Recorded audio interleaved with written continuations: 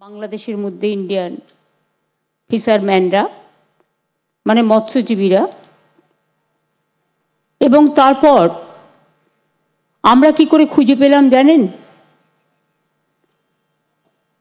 আগে মৎস্যজীবীরা হারিয়ে গেলে, জেলে থাকলে বা মারা গেলে কেউ কোনো খবর রাখতো না, কিন্তু আমাদের সরকার আসার পরে আমরা একটা ওদের আইডি কার্ড দিই, মৎস্যজীবী কার্ড। এই কার্ডটার গুরুত্ব হচ্ছে, যদি কেউ মাছ ধরতে গিয়ে কোথাও হারিয়ে যায়, কোথাও ডুবে যায়, কোথাও অন্য জায়গায় চলে যায়, আমরা কিন্তু সঙ্গে সঙ্গে তাদের ট্র্যাক করতে পারি। ফলে কে কোথায় আছে আমরা জানতে পারি। এর জন্যই আমরা জানতে পারি যে প্রথম দিকেই আমরা প্রশাসনের মধ্য দিয়ে, পুলিশের মাধ্যমে এবং মন্টু পাখিরা, বাপি এরা সকলে মিলেই আমাদের জানিয়েছিল যে এরা সকলে বাংলাদেশের সীমানায় চলে গেছে, নিখোঁজ আছে। আমরা তখন খবর করতে শুরু করি। তখন আমরা দেখতে পাই ওদের ডিটেন করে রাখা হয়েছে পুলিশ স্টেশনে। আমরা সঙ্গে সঙ্গে যোগাযোগ করি আমাদের প্রশাসন।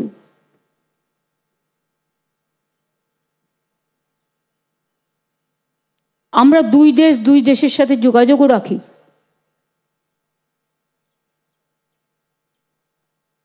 এবং তারপর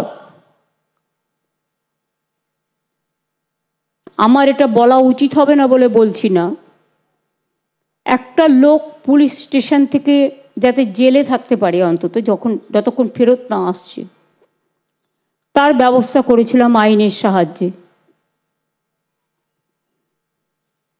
সেটাও আমরা করেছিলাম, কারণ আপনারা আমাদের গর্ব। আজকে বলুন তো, আপনারা যারা এখানে এসছেন ফিরে, এবং আপনাদের পরিবার পেছনের দিকে বসে আছে, আজকে তাদের মুখে হাসি ফুটেছে। যতক্ষণ আপনারা ফিরে না আসছিলেন, আপনাদের মুখগুলো ওরা দেখতে না পাচ্ছিল, ততক্ষণ ওরা একটা গভীর চিন্তায় মগ্ন ছিল। কি হবে কি হবে, একটা অনিশ্চিত ভবিষ্যতের দিকে তাকিয়েছিল। আজকে আপনারা খুশি যে আপনাদের পরিবার পরিজনরা ফিরে এসছেন, তারা বাড়ি ফিরে যাবেন। একজন জলে ঝাঁপ দিয়েছিল বলে আপনারা দেখলেন মারা গেছেন, এবং তার পরিবারকে আমরা 2 লাখ টাকা তুলে দিলাম। আর আমার 95 জন ভাই, যাদের আমরা ছাড়িয়ে আনতে পেরেছি অনেক কষ্টে। আমি এটা জানতাম না, কয়েকজন খুঁড়িয়ে খুঁড়িয়ে হাঁটছিলেন, সবাই নয়। আমি জিজ্ঞেস করলাম খুঁড়িয়ে খুঁড়িয়ে হাঁটছেন কেন? তারা বলতে চায়নি। জানতে পারলাম যে তাদের কয়েকজনকে মারধরও করা হয়েছে, তাদের নিয়ে গিয়ে হাত দুটো দড়ি দিয়ে বেঁধে রাখা হয়েছিল, এবং তাদের মোটা লাঠি দিয়ে মারা হয়েছে। ফলে কয়েকজনের শারীরিক,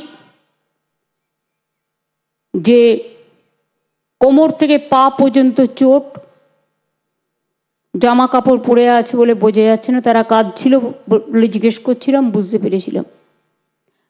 আমি নিশ্চয়ই বলবো ডিএমকে এবং মন্টুকে যে ওদের আকাশও আছে এখানে, ওদের ভালো করে চিকিৎসা করার ব্যবস্থা করে দেবে, অর্থোপেডিক্স দেখিয়ে। এবং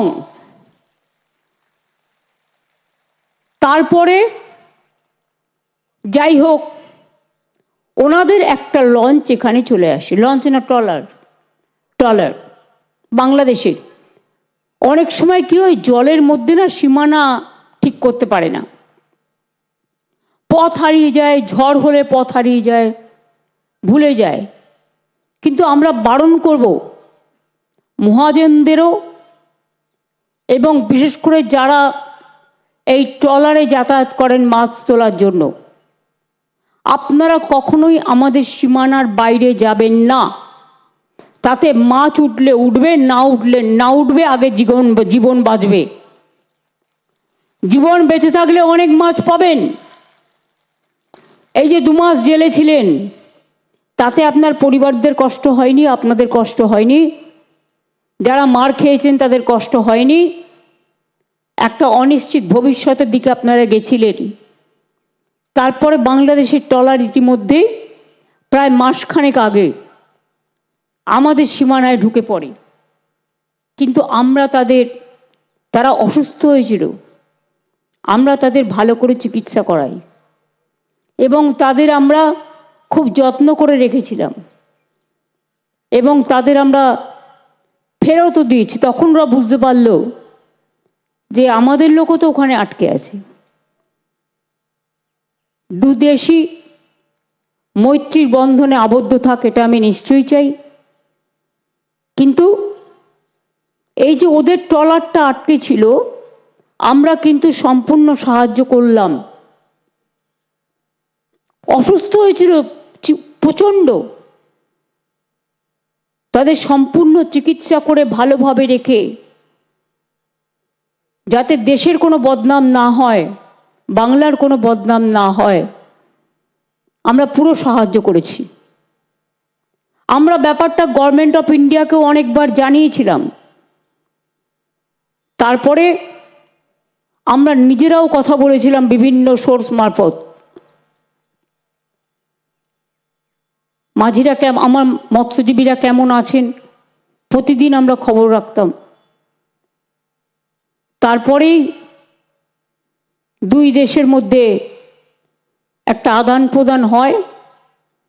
আমরা বাংলাদেশের যারা ছিল তাদের হ্যান্ডওভার করে দিই এবং ওরা ইন্ডিয়ার যারা ছিল পশ্চিমবাংলা থেকে তাদের হ্যান্ডওভার করে দেন। এই হচ্ছে মোটামুটি মৎস্যজীবীদের যে ভোগান্তি চলেছে, যে সাফার করেছে ওরা, তার জন্য আমরা মৎস্যজীবীদের জন্য একটা 2 মাস ওদের লিন সিজনে যখন খুব ঝড় জল হয়, ওরা সমুদ্রে মাছ ধরতে যেতে পারে না, তার জন্য সামান্য সাহায্য করার জন্য আমরা একটা সমুদ্র সাথী প্রজেক্ট তৈরি করেছি। এটা জেলার মৎস্যজীবীদের প্রতি বছরে 2 মাস 5,000 টাকা করে 10,000 টাকা দেওয়া হবে। আজকেরটা কিন্তু আলাদা। এই প্রজেক্টটা এখনো চালু হবে। 2 লক্ষ মৎস্যজীবী এর ফলে উপকৃত হবেন। মৎস্যজীবী বন্ধু একটা প্রকল্প করেছি, যাতে মৎস্যজীবীর মৃত্যুর পর তার নিকট আত্মীয়কে 2 লক্ষ টাকা দেওয়া যেতে পারে। ইতিমধ্যেই 200 পরিবারকে দেওয়া হয়েছে। আপনারা তো চোখের সামনে দেখলেন, আজকেও এখান থেকে একজনকে দেওয়া হলো। বিশেষ করে 1,000 টাকা করে যারা 60 বছরের বেশি, সেই মৎস্যজীবীদের 1,000 টাকা করে পেনশন দেওয়া হচ্ছে। আমার মনে হয় এখানেও কয়েকজন বয়স্ক ছিল এবং যারা হাঁটতে পারছে না কারণ মারধর খেয়েছে, সুতরাং তাদের এর মধ্যে ইনক্লুড করতে। মৎস্যজীবীদের লোনের সুবিধের জন্য ক্রেডিট কার্ড করে দেওয়া হয়েছে। এতে এখনো 125 কোটি টাকার বেশি লোন ওনারা পেয়েছেন। আমাদের এখানে জল ভরো জল ধরো প্রকল্পের জন্য যেমন জলও আমরা আটকাতে পারছি, সেচের কাজও উন্নত হয়েছে, তেমনি মনে রাখবেন এই জল ভরো জল ধরো পুকুরগুলোতে 5 লক্ষের ওপর পুকুর কাটা হয়ে গেছে। তাদের ওই পুকুরে আমরা মাছের চারা দিচ্ছি, চাষ করছি, ফলে মাছের উৎপাদন বেড়েছে, মৎস্যজীবীদের আয়ও বেড়েছে। এর জন্য আমার কোনো কৃতিত্ব নেই বা আমাদের কারণ নেই, কৃতিত্ব সবটাই আপনাদের, বাংলার মানুষের।